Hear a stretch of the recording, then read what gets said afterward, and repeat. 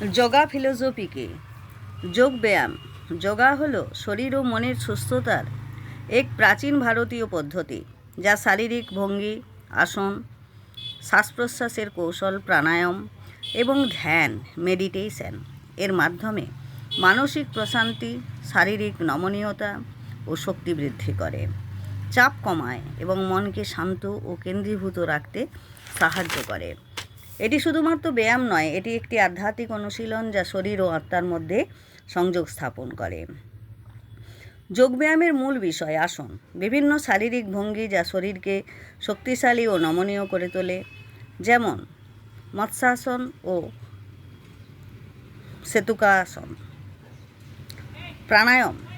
প্রাণায়াম হচ্ছে শ্বাস প্রশ্বাসের নিয়ন্ত্রণ পদ্ধতি, যা স্নায়ুতন্ত্রকে শান্ত করে ও মনোযোগ বাড়ায়, যেমন ভস্ত্রিকা, অনুলোম বিলোম। ধ্যান, মনকে স্থির ও শান্ত করার প্রক্রিয়া যা মানসিক চাপ ও উদ্বেগ কমাতে সাহায্য করে। অষ্টাঙ্গ যোগ। পতঞ্জলির মতে যোগের 8টি অঙ্গ: যম, নিয়ম, আসন, প্রাণায়াম, প্রত্যাহার, ধারণা, ধ্যান, সমাধি। উপকারিতা: শারীরিক নমনীয়তা, শক্তি, ভারসাম্য বৃদ্ধি, রোগ প্রতিরোধ ক্ষমতা বাড়ানো। মানসিক চাপ ও উদ্বেগ হ্রাস, মনোযোগ ও স্মৃতিশক্তি বৃদ্ধি, ভালো ঘুম। আধ্যাত্মিক: আত্মসচেতনতা বৃদ্ধি ও আভ্যন্তরীণ শান্তি লাভ।